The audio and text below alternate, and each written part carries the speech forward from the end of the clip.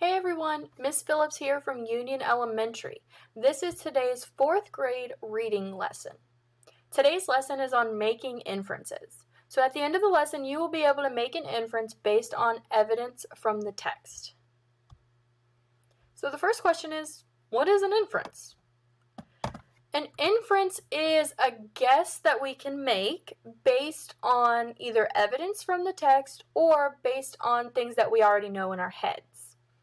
One very important thing to know about inferences is that it's not something that the author is going to come right out and tell us. It's something that we have to figure out on our own. So, for example, if we look at this sentence, in my backpack I have a library card, a rain jacket, and a soccer ball. So take just a moment to think, what inferences can we make about how I'm going to spend my day based on what I just told you is in the backpack? Well, one inference you might make is that it might rain because I have a rain jacket in my backpack. So if I don't think it's going to rain, I wouldn't bring a rain jacket. Another one you could make is that I might be going to the library to either study or to read. And I know this because there's a library card in my backpack. The last one I could make is that I might be going to play soccer. And I know that because the text says that there's a soccer ball in my backpack. So all of these inferences I was able to make just based on what this text told me. But really, how did we know all those things? When we make an inference, there are two main things that help us figure it out. One, like we just talked about, are evidence from our text, those details that the text gives us. The second thing we use is what's in our heads, the information that we already know that we have in our heads. So the first one, from the text, we know that there was a library card, a rain jacket, and a soccer ball in my book bag, just based on what the text told us. It gave us a lot of details. Now we need to focus on what we already know in our heads. Well, here's a few things. We know what was going to happen and what I was going to do today based on these things. I know that if I'm going to go to a library to check out books, I need to have a library card. So why would I bring my library card if I wasn't going to go check out books to read?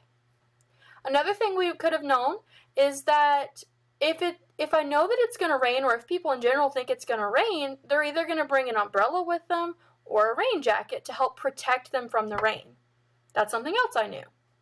The last thing that I already knew in my head that helped me infer things from this sentence was that often people who play soccer might carry a soccer ball with them if they know they're going to go to a game. If I don't play soccer, or if I'm not going to take the ball to someone, why would I bring the ball with me? So based on just that, what I know in my head, I know I can make these inferences to help me understand what's happening in that sentence.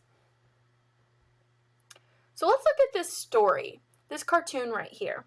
And we're going to try to figure out what inferences we can make about this girl. So we're going to pay attention to the details that help us figure out how she's feeling and what's happening.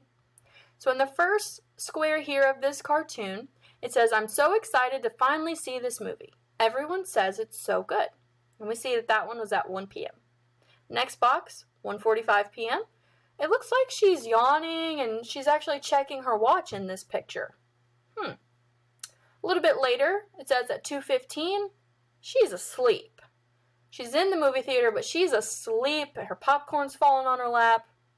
There's a lot of details. Now, there's not even a lot of writing or text in this story, but there's a lot of details that the author gives us just by showing us what the girl is doing. One way that we can kind of organize all our thoughts to make inferences is to create a chart. This is just one way. We'll talk about another way. In this way, I have columns that represent what the cartoon shows, or the evidence based on the text. Another column that shows what I know in my head and what I know based off of things that have happened to me. And then I have the column for my inference. Now, my first inference that I was able to just think of when I was looking through that cartoon was that the girl was excited to see the movie at first. And if I look back to the very beginning, she said, I'm so excited to finally see this movie. Everyone says it's so good. I can see that in this first column here. So what the evidence shows, what the cartoon shows, that evidence that I need is that the girl wants to see the movie that everyone says it's good. That's what she actually says in the cartoon. So that's evidence from my text that helps me kind of prove my inference. Now I want to think about all these things and think about what I know personally. Well, I've had friends before that will come up to me and say, you should really see this movie, it's really good, I really enjoyed it. Well, I don't know about you, but if someone tells me that, it makes me more interested to see the movie. I really want to see it after that. So what I already know is that people often look forward or they want to see a new movie, especially when they've heard good things about it, if someone has said good things. So that's one inference. My evidence from the cartoon and my experience both kind of help me prove that my guess is correct, that she was eager or excited to see the movie. Now, I was able to make another inference from this story, from our cartoon here. My inference was that the girl didn't think that the movie was very interesting. So let's look back for a second and see if we can find something from our text that helps me prove that. Well, in this middle column here, she's yawning. And it's not late. It's 1:45, so it's not very late in the day. And she's yawning, and she's checking her watch, too. That's an interesting detail. So when I really think about what's happening here, I notice in the text, she's yawning, and she checks her watch. So if I think about it in my head for a moment, and I consider what I already know from my experiences, I can really come to the conclusion that people yawn or check their watch when they want something to be over. We've all done it before when we're wanting something to be over because we're bored and we keep checking the clock, whether it's our watch or a clock on the wall, to see if it's almost over. So both of those pieces of evidence, the evidence from the cartoon and from my experience, help me prove that the girl really isn't all that interested. Now keep in mind, my inferences, the author never told us them in the story. It's things that I guessed and was able to prove. So what we're going to do next is we're going to read this story together. As we're reading, we want to remember to base our inferences on evidence in the text and what we already know. So let's keep going. The Penny Thief by Charlotte Fairchild. My family got a parakeet on the very day that we moved into our new apartment. On our first night in the new place, we tried to name our new pet. I wanted to call it Tweety, but no one else liked the name. We couldn't find a name that everyone agreed on, so we agreed to think about it for a while. My father always emptied his pocket change into a large glass bowl in the hallway. When we wanted money for this or that, he would count it out for us from the bowl. The very next night, as he tossed his change into the bowl, he mumbled, "Funny, I'm sure there were mostly pennies on top." None of us knew where the pennies had gone. Every day that week, my father complained that someone was taking pennies from his bowl. We all pleaded ignorance. And every day that week, we discussed a new name for our pet. At the end of the week, we took everything out of the birdcage to clean it. In every corner of the cage was a pile of pennies. That's when we learned that my mother had let the bird out to fly around every morning. "Penny thief!" my father cried, and our pet was named on the spot. It's an interesting story. So to make our inferences here, I'm going to show you another way to write it in case we can't remember to create a chart, another easy way. Just as a reminder and to kind of clarify, usually we make an inference first. We have an idea of something that the author is really trying to tell us, and then we can go back and find our evidence. So if I infer, I'm using my inferences, that the family wants to find out what is happening, I need to go back and find my evidence from the text and think about what I already know, okay? So I know that the family wants to find out what is happening. So if we go back and look, there's one sentence in here that I picked out that I think really shows and proves that the family wants to know what's happening. That sentence is, "None of us knew where the pennies had gone." To me, that really says everyone is thinking about it because none of them knew. So they had all been thinking, where had they gone? None of them knew. So I think in the text it says, "None of us knew where the pennies had gone." That's a piece of evidence that helps me prove that the family wants to find out what's happening.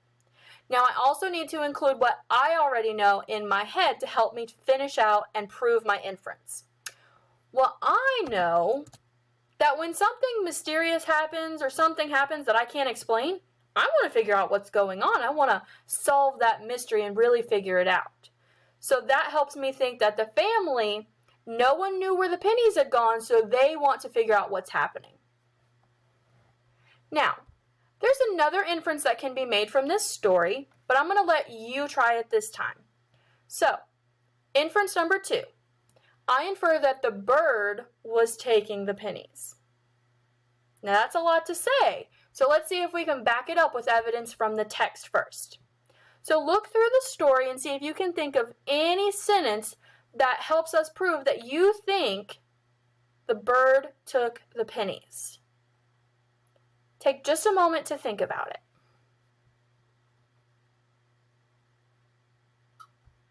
Let's see. I noticed in the text, see if you noticed the same thing I noticed. I noticed it says in every corner of the cage was a pile of pennies. Okay. That tells me that they had to be in there somehow, so the pennies were in the bird's cage. Well, none of us get in the bird's cage, so obviously the bird had to do it.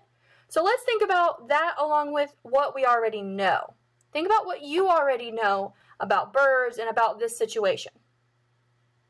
Well, one thing that I know is that birds like shiny things, and pennies can be shiny. So I'm thinking that if birds like shiny things, that's why the bird would have taken the pennies and put them in the cage, because they like shiny things. So I've used a piece of evidence from my text and a piece of evidence from what I know in my head to help me prove that my inference could be correct. Now remember, nowhere in the story did it tell us that the bird stole the pennies. That's something that we figured out based on our evidence. So from now on, as you read, there may be times where the author doesn't tell you stuff, but you get an idea in your head. And when you get that idea, make sure you think, is there anything I can use to prove that idea? Or is there anything I know in my head already that I can use to prove my point and what I'm thinking?